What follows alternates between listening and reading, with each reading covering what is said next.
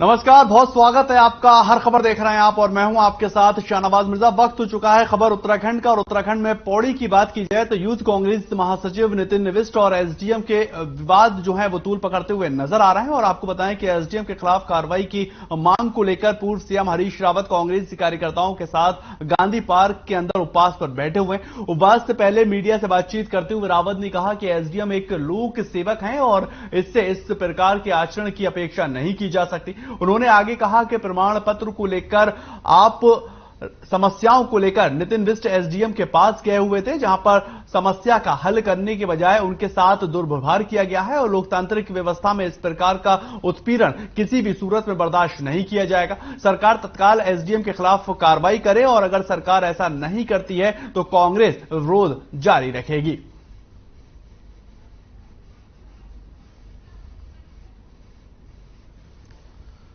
के लिए बर्बादी का पथ है, हम उसका विरोध करते हैं और उस पर भी जिस तरीके से अग्निवीरों की भर्ती की जा रही है वो हमारे इन नौजवानों का, उनकी जवानी का विरोध है, उसका अपमान है।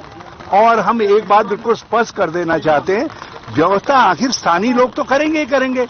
नितिन बिष्ट उनकी व्यवस्था कर रहा है, उनको देख रहा है, आप उसको बाधक मान करके उससे कह रहे हैं उसके ऊपर मुकदमा दायर कर दे रहे हैं। तो जब तक सरकार मुकदमा वापस नहीं लेगी नितिन बिष्ट के खिलाफ, हमारा संघर्ष जारी रहेगा। जैसा अध्यक्ष जी ने कहा है कि हम मुख्यमंत्री का घेराव भी करेंगे और प्रदेश भर में आंदोलन भी चलाएंगे।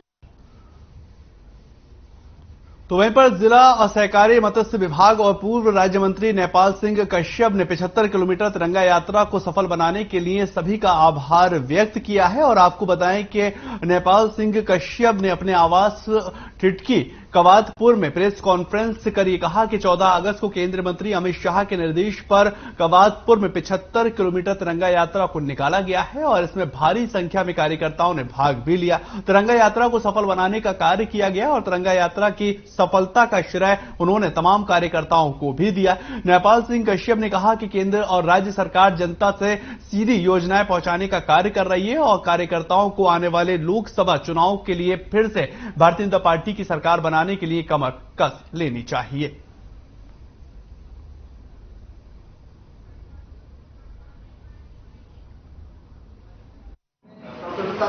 करने का हमारा जो मेन उद्देश्य है वो ये है कि हमारी जो तिरंगा यात्रा के हमको निर्देश माननीय अमित शाह जी द्वारा प्राप्त हुए थे, उसी क्रम में हमने उत्तराखंड राज्य में सबसे लंबी तिरंगा यात्रा 75 किलोमीटर की है।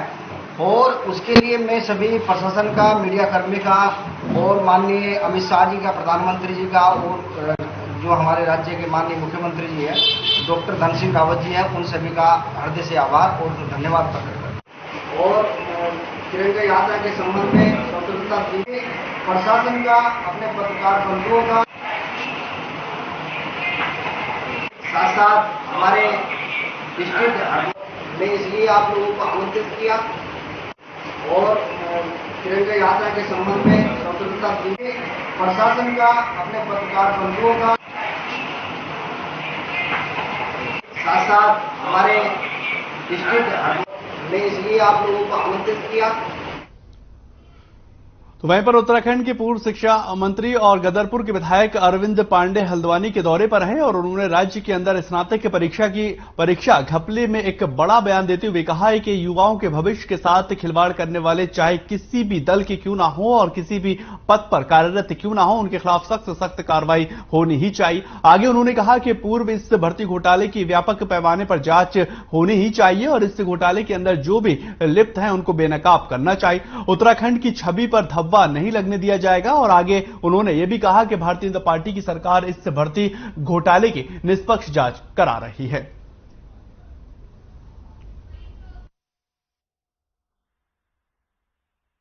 कहीं से कहीं तक जो लोग घोटाले में शामिल हैं, हमारी सरकार उन पे काम भी किया है और जांच ये बड़ी होनी चाहिए। हम इस बात के पक्षधर हैं और भारतीय जनता पार्टी कभी भी इन चीजों को बर्दाश्त नहीं करती है। तो इसे जांच में चाहे जो भी आए, जो भी का मतलब चाहे मंत्री हो, विधायक हो, किसी पक्ष के भी हो, किसी दल के भी कोई नेता हो, लेकिन उत्तराखंड की छवि पर धब्बा नहीं लगने दिया जाएगा। ये हमारी सरकार का संकल्प है। तो उधर खबर अब हल्द्वानी से है, जहां पर यूके एसएससी पेपर लीक मामले को लेकर आम आदमी पार्टी ने धरना प्रदर्शन करते हुए राज्य सरकार के खिलाफ जमकर नारेबाजी की है। और प्रदर्शन कर रहे आम आदमी पार्टी के नेताओं ने यह कहा है कि यूके एसएससी के पेपर लीक मामले में एक बड़ा घोटाला हुआ। युवाओं के भविष्य के साथ खिलवाड़ के साथ साथ इस भर्ती घोटाले में बड़े नेताओं के सम्मिलित होने की भी आम आदमी पार्टी ने बात कही है। और आम आदमी पार्टी के प्रदेश मीडिया प्रभारी अमित जोशी ने कहा कि हाकम सिंह को बड़े नेताओं और अधिकारियों का संरक्षण था, लिहाजा इस पूरे मामले की जांच एसटीएफ के बजाय सीबीआई से होनी चाहिए।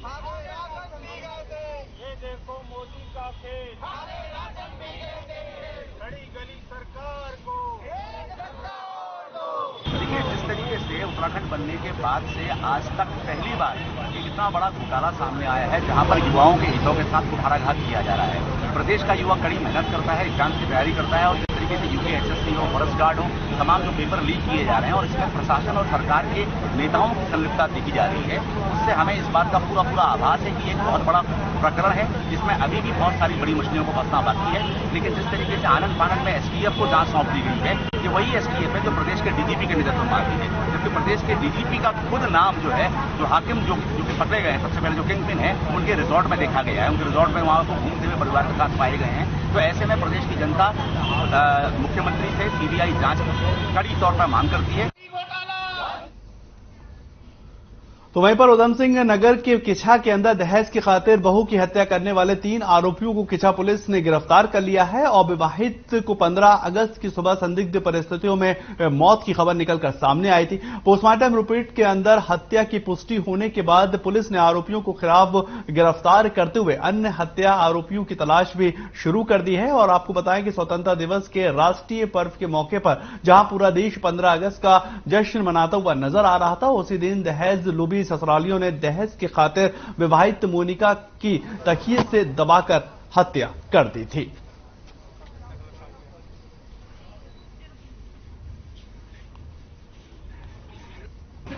राजकुमार ने आके थाने में सूचना दी कि उसकी पत्नी ने लटक के आत्महत्या कर ली।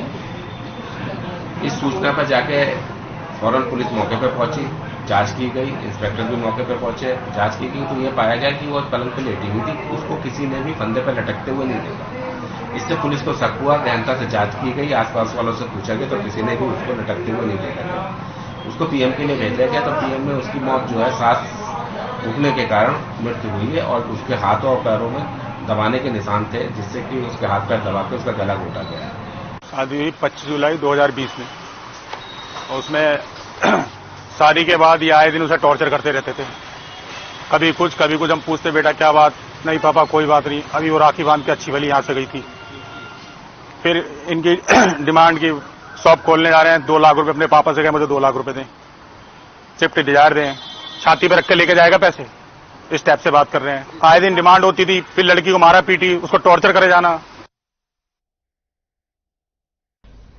तो उधर जसपुर क्षेत्र के अंदर शादी का झांसा देकर शारीरिक संबंध बनाने का मामला दरअसल निकलकर सामने आया है। और इसमें पीड़ित महिला ने आरोपी युवक के खिलाफ मामला दर्ज कर आगे की कार्रवाई की मांग भी की है। आपको ये बताएं कि जिस दिन जसपुर क्षेत्र के अंतर्गत एक महिला ने शिकायत में ये बताते हुए कहा कि उत्तर प्रदेश के जनपद बिजनौर के रहने वाले एक युवक ने शादी का भरोसा दिलाकर पिछले 1 साल से उसके साथ कई बार शारीरिक संबंध बनाए हैं और अब शादी से इनकार करता हुआ नजर आ रहा है। वहीं इस पूरे मामले को लेकर अपर पुलिस अधीक्षक चंदोहन ने ये कहा है कि एक महिला ने प्रार्थना पत्र दिया है कि शादी का झांसा देकर उसके साथ दुष्कर्म किया गया है, जिसमें आईपीसी की धारा 376 के तहत मुकदमा दर्ज कर आगे की कार्रवाई पुलिस ने शुरू कर दी है।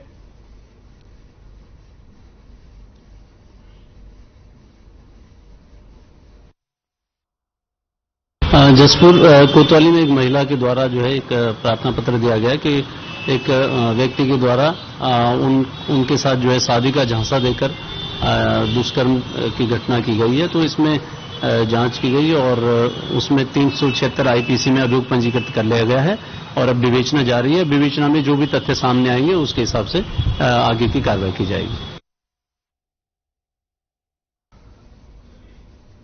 उधर खबर जनपद उधम सिंह नगर से है, जहां पर सितारगंज के अंदर व्यापार मंडल अध्यक्ष राजीव गुप्ता पर एक महिला ने अमर्यादित भाषा का इस्तेमाल और छेड़छाड़ करने का आरोप भी लगाया है और महिला के अनुसार व्यापार मंडल के अध्यक्ष राजीव गुप्ता ने उनके साथ अभद्रता की और अमर्यादित शब्द भी कहे। इसके बाद महिला ने कोतवाली सितारगंज के अंदर इसकी शिकायत पुलिस में भी दर्ज करवा दी है और वहीं महिला की शिकायत पर कार्रवाई करते हुए सितारगंज पुलिस ने राजीव गुप्ता और 2 अन्य व्यक्तियों को गिरफ्तार भी किया। आपको बताएं कि राजीव गुप्ता ने मीडिया के सामने अपना पक्ष रखते हुए कहा कि महिला की ओर से लगाए गए आरोप जो है वो बेबुनियाद और निराधार, और उन्होंने कहा कि सितारगंज पुलिस ने मामले की निष्पक्ष जांच किए बिना ही उनके ऊपर मुकदमा दर्ज कर दिया।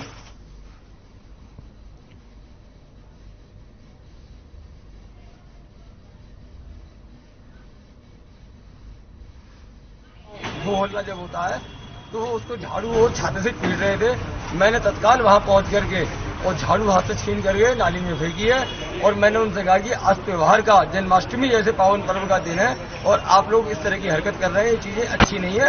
आप अपने परिवार के साथ अपने घर जाइए। और दूसरे पक्ष को जो मेरा साथी था मैंने उसको भी यही कहा कि आप भी अपने घर जाइए, लेकिन वो नहीं माना। वो महिला उसको बिना मतलब का बेआरोप लगाती रही। मेरी पुलिस से सिर्फ उतनी ही मांग है कि न्याय जो न्याय होता है वो न्याय चाहिए हमें।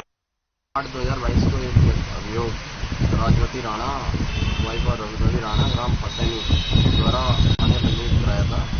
तो इसमें अभी इन्वेस्टिगेशन चल रहा है। इसमें 3 लोगों के नाम मेरे नामजद है, अशोक जैन, उमेश गुप्ता और राजीव गुप्ता के नाम जो है अभियोग नामजद कर दिए गए हैं। और इनके भी 161 बयान अंकित किए गए हैं।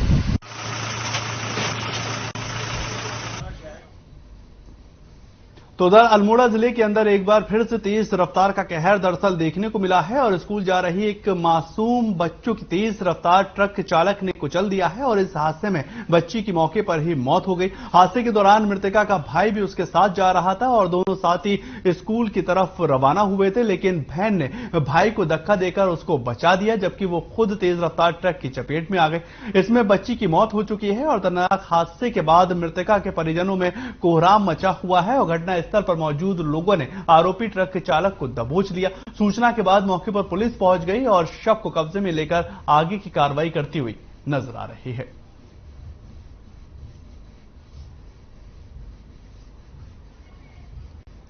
अल्मोड़ा की आपको एक दर्दनाक खबर बता रहे हैं जहां पर स्कूल जा रही बच्ची को ट्रक ने कुचल दिया है। दरअसल बहन भाई दोनों स्कूल की तरफ रवाना हुए थे, लेकिन एक तेज रफ्तार ट्रक जो है वो पीछे से आता हुआ नजर आया और उस दौरान बच्ची को कुचलता हुआ नजर आ गया और बच्ची ने धक्का देकर अपने भाई की तो जान बचा ली लेकिन अपनी जान नहीं बचा पाई। इसके बाद स्थानीय लोगों ने जो ट्रक और ट्रक ड्राइवर था दोनों को वहां पर दबोच लिया और उसके बाद पुलिस को सूचना दी गई। पुलिस वहां तुरंत पहुंची और आगे की कार्रवाई पुलिस करती हुई नजर आ रही है। अब खबर हल्द्वानी से है जहां पर पुलिस प्रशासन के लाख मना करने के बावजूद भी नदियों के अंदर नाले के दौरान डूबने की घटनाएं कम होती हुई नजर नहीं आ रही हैं। और आपको बताएं बीते 24 घंटे के अंदर नैनीताल अल्मोड़ा बॉर्डर के भुजान और रानीवाड़ काठगोदाम क्षेत्र के अंदर 4 लोग जो है वो डूब गए हैं। इसमें से 3 शव बरामद किए जा चुके हैं जबकि एक कोसी शव जो है उसकी तलाश लगातार जारी। आपको बताएं कि एसडीआरएफ की टीम उसके लिए लगी हुई है और वहीं वरिष्ठ पुलिस अधीक्षक पंकज भट्ट का यह कहना है कि लगातार पुलिस की ओर से अभियान चलाए जा रहे हैं और उसके बावजूद भी लोग जो हैं वो नदी किनारे जाते हुए नजर आ रहे हैं जिससे उनकी जान को खासी दिक्कत होती हुई नजर आ रही। यही वजह है कि आए दिन ऐसी घटनाएं घटित हो रही हैं और पंकज भट्ट ने अभिभावकों से यह अपील की है कि वो अपने बच्चों को नदी के किनारे जाने से रोकें। और गौरतलब है कि रविवार को नैनीताल अल्मोड़ा बॉर्डर के भुजान क्षेत्र में भी कोसी नदी से 2 एयरफोर्स के जवान बह गए हैं जबकि हल्द्वानी रानीबाग के पास 2 स्थायी किशोर गोला नदी में बहते हुए नजर आए क्योंकि उत्तराखंड के अंदर बारिश जो है वो एक बड़े पैमाने पर होती हुई नजर आ रही जिससे लोगों की समस्याएं बड़े पैमाने पर ही बनी हुई हैं। हल्द्वानी की तस्वीरें आप देख रहे हैं जहां पर नदी में डूबने से 4 की मौत हो गई है।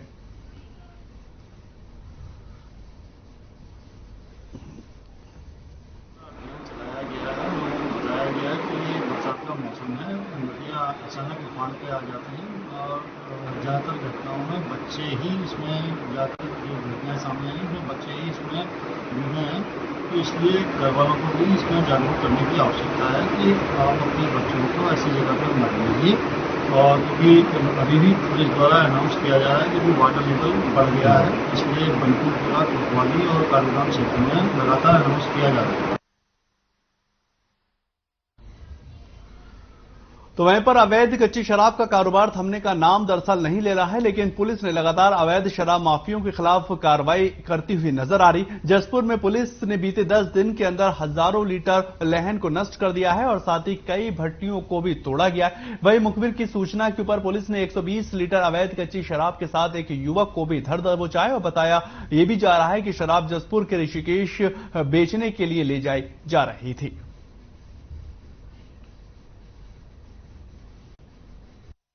गणेश भट्ट जी ने जो है धर्मपुर चौकी है उनके द्वारा जो है 120 लीटर दारू पकड़ी गई है और मैं मोटरसाइकिल के बता रहे थे कि उसके द्वारा बताया गया कि वो ऋषिकेश पहुंचाने जा रहा था और जैसी सूचना पर उनके द्वारा कृत कार्रवाई गई है और इस संबंध में आगे भी विवेचना जारी है।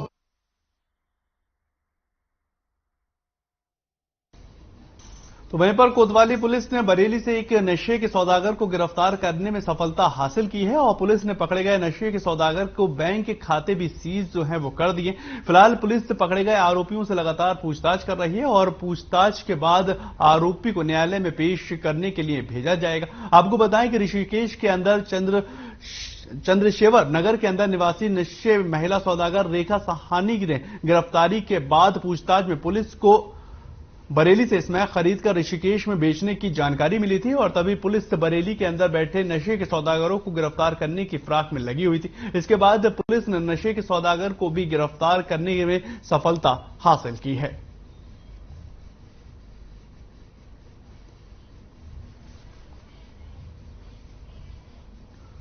हल्द्वानी के अंदर सरकारी विभाग की ओर से जागरूकता रैली का आयोजन किया गया है और रैली में कई स्कूलों के बच्चों ने प्रतिभाग भी लिया है और इसी दौरान एसपी सिटी हरवंश सिंह ने यह बताया है कि पुलिस मुख्यालय के निर्देशों पर बाल भिक्षावृत्ति का अंकुश लगाने के लिए 2 महीने का ऑपरेशन मुक्ति ऑपरेशन भी चलाया गया है और वहीं नैनीताल जिले के अंदर 1 अगस्त से 15 सत्यापन अभियान चलाए गए जिसमें 188 बच्चे चिन्हित हुए हैं और बच्चों के अभिभावकों के साथ काउंसलिंग भी हुई है और एसपी सिटी ने यह भी बताया है कि दूसरे चरण के अंदर जागरूकता रैली और नुक्कड़ नाटकों के माध्यम से बाल वृत्ति के खिलाफ जागरूकता अभियान भी लगातार चलाया जा रहा है और जागरूकता रैली को लेकर भी श्रम अधिकारी और प्रोफेशनल अधिकारियों के साथ साथ शिक्षा विभाग और चाइल्ड हेल्थ से जुड़े कई अधिकारी शामिल रहे हैं।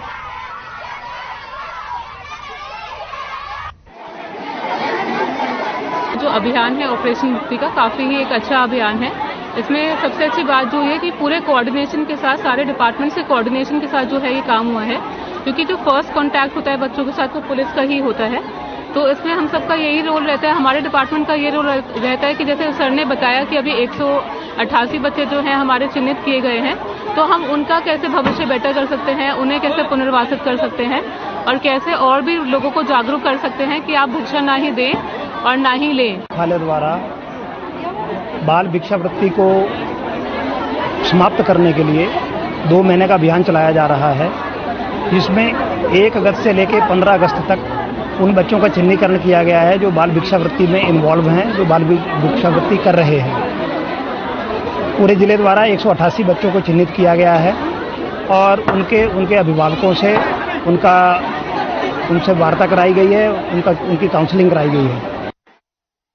उधर हल्द्वानी शहर के बरेली रोड पर पिछले 17 वर्षों पर लगने वाले शनि बाजार के ठेके पर देने का विरोध थमने का नाम लेता हुआ नजर नहीं आ रहा और लगातार 9 दिन से शनि बाजार मैदान में धरना प्रदर्शन कर रहे व्यापारियों को बीते रविवार को पुलिस और नगर निगम ने जबरन उठा लिया। इस दौरान धरना स्थल पर जो टेंट लगाया गया था उसे स्टॉल तक को उखाड़ के फेंक दिया गया है और नाराज व्यापारियों ने काफी देर तक इस पर कार्रवाई का विरोध किया। हालांकि बाद में मैदान से धरना समाप्त कर लिया गया है और अपने शनि बाजार समिति के अध्यक्ष आसिफ सलमानी ने कहा कि शनि बाजार के अंदर गरीब तबके के लोग खरीदारी करते हुए आते हैं और यहां पर 10 रुपए से 100 रुपए के भीतर जरूरी सामान आसानी से मिल जाता है। अभी यहां पर नगर निगम की ओर से व्यापारियों से 20 रुपए फंड वसूले जाते हैं लेकिन प्राइवेट हाथों में 64 लाख रुपए का ठेका देने के बाद अब ठेकेदार अपनी मनमानी करते हुए नजर आएंगे और इसी अंदेशों से जुड़े व्यापारियों की नींद उड़ी हुई है। इस पूरे मामले पर अपना शनि बाजार समिति का यह कहना है कि जब तक नगर निगम टेंडर निरस्त नहीं करता है तब तक आंदोलन लगातार जारी रहेगा और प्रदर्शन कर रहे व्यापारियों ने यहां तक कहा कि अगर उनकी सुध नहीं ली गई तो व्यापारी भूख हड़ताल के लिए बाध्य हो जाएगा। 2005 से जब से शनि बाजार लगा है जब से लेकर अब तक जो है 20 रुपए की पर्ची कटती है और 20 रुपए की पर्ची जो है नगर निगम के उसमें आती है कि 20 रुपए की पर्ची लिया जाए।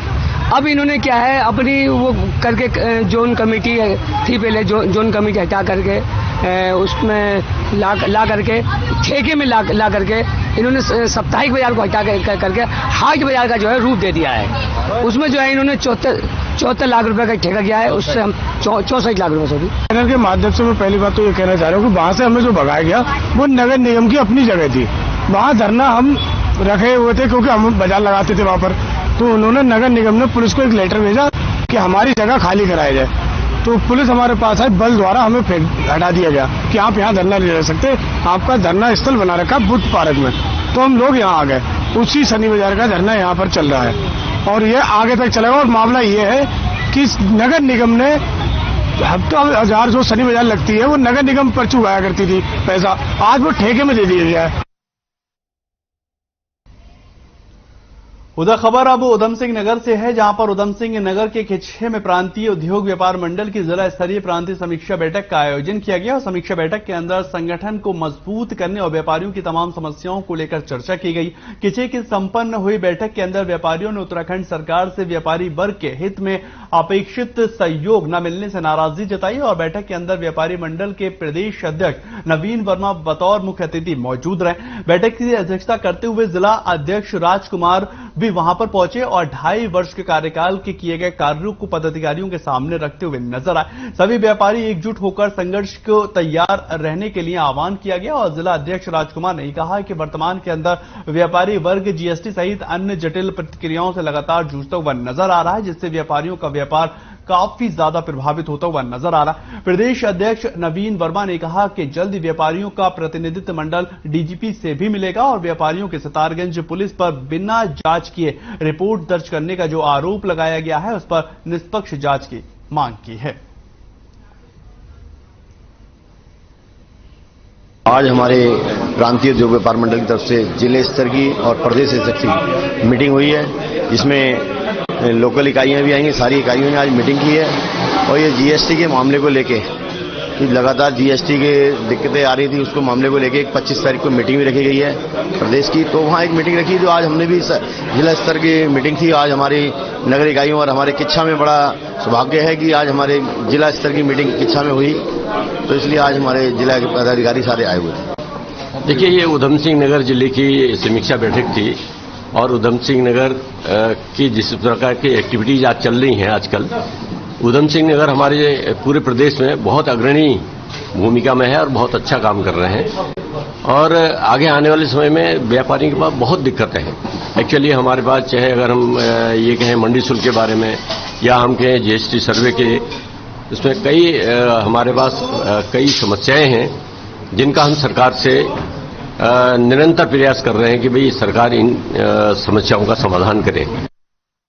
तो वहीं पर उत्तराखंड के प्रसिद्ध जन कवि गिरीश चंद्र तिवारी की पुण्यतिथि पर अल्मोड़ा में जगह जगह कार्यक्रम का आयोजन किया गया है और इसी दौरान साहित्यकार और रंगकर्मियों के साथ साथ कवियों ने उनके लिखे गीत गाकर उनको याद भी किया है और उन्हें श्रद्धांजलि अर्पित की है। जाने माने जन कवि गिरदा को याद करते हुए आंदोलनकारी तिवारी ने कहा कि गिरदा ने तमाम संघर्ष किया और एक केंद्रीय सरकारी कर्मचारी थे, लेकिन जब पहाड़ की आवाज उठी और पहाड़ के अंदर दमन, शोषण, अत्याचार और बढ़ी तो नौकरी छोड़कर जन संघर्ष में कूदते हुए नजर आए। वे हमेशा गरीब, किसान और आम लोगों की विचारधारा का प्रतिनिधित्व करते हुए नजर आते थे और वरिष्ठ पत्रकार और रंगकर्मी नवीन विष्ट का यह कहना है कि गिरदा के गीत आज भी उतने ही प्रासंगिक हैं जितने उत्तराखंड राज्य आंदोलन, नशा नहीं रोजगार दो आंदोलन सहित अन्य आंदोलनों के दौरान गाया करते थे।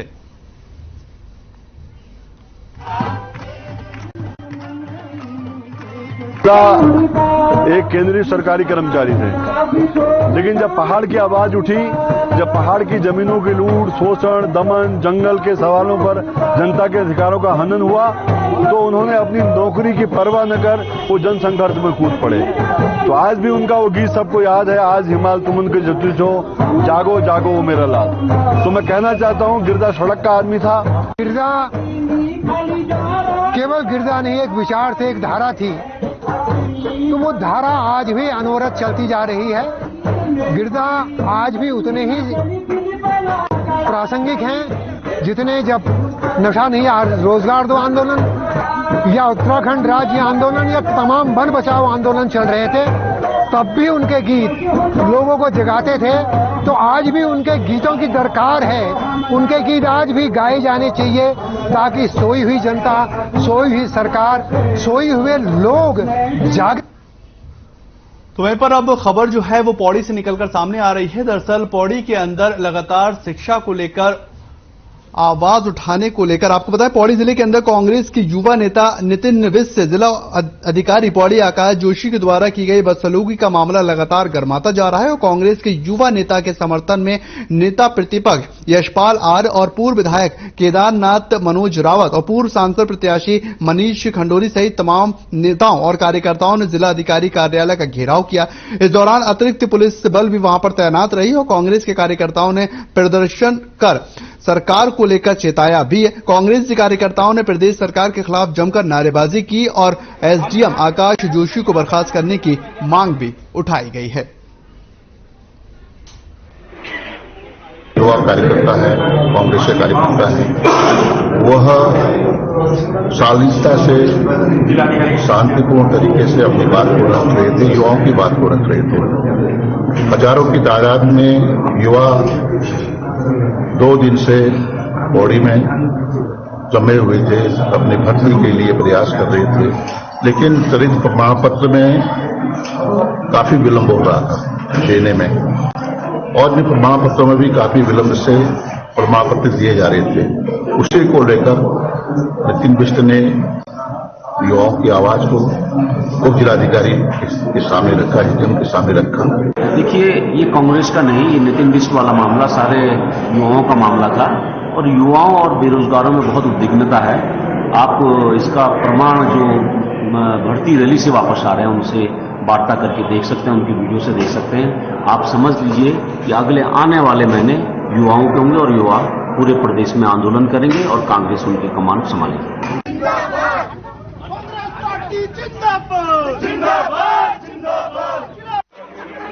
जहां पर उप जिलाधिकारी को बर्खास्त करने की लगातार मांग की जा रही है और साफ तौर पर कांग्रेस पार्टी के कार्यकर्ता जो हैं वो बदसलूकी मामले को उठाते हुए नजर आ रहे हैं। कांग्रेस युवा नेता के साथ बदसलूकी का मामला निकलकर नजर आया है और ये पौड़ी की खबर आपको बता रहे हैं जहां पर उप जिला अधिकारी को साफ तौर पर कांग्रेस पार्टी जो है वो बर्खास्त करने की मांग कर रही है।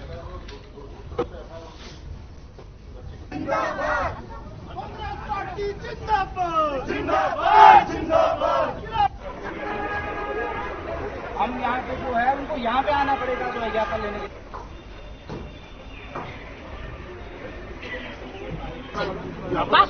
हमने कोई किसी पर हाथ न लगाना है, ट्रांसफर कर दो उसका। और सब फिलहाल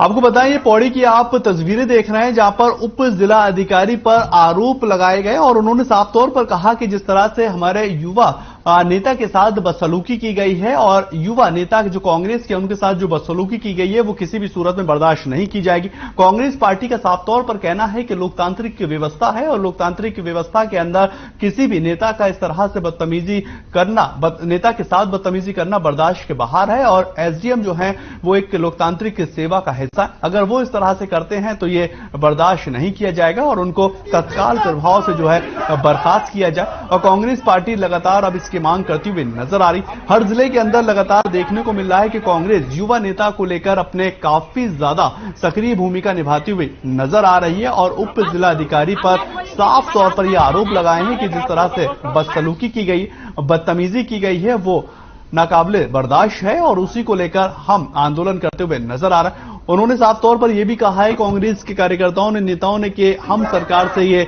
अपील करते हैं कि सरकार इसके ऊपर कोई ना कोई एक्शन जरूर ले, क्योंकि अगर एक्शन नहीं लिया गया तो हम अपना विरोध प्रदर्शन आगे भी दर्ज करवाते रहेंगे और अपनी बात को रखते रहेंगे। सरकार को तुरंत इसके ऊपर एक्शन लेना चाहिए और एसडीएम को तुरंत बर्खास्त करना चाहिए। कांग्रेस पार्टी और कांग्रेस पार्टी के तमाम कार्यकर्ता एक बड़े पैमाने पर इसको लेकर पौड़ी में और साथ ही साथ पूरे उत्तराखंड के अंदर एक सक्रिय भूमिका निभाते हुए नजर आ रहे हैं और लोगों को भी ये बताने की कोशिश की जा रही है कि लोकतांत्रिक व्यवस्था में किसी भी नेता के साथ इस तरह की बदसलूकी किसी भी ऑफिसर को, किसी भी अधिकारी को नहीं करनी चाहिए।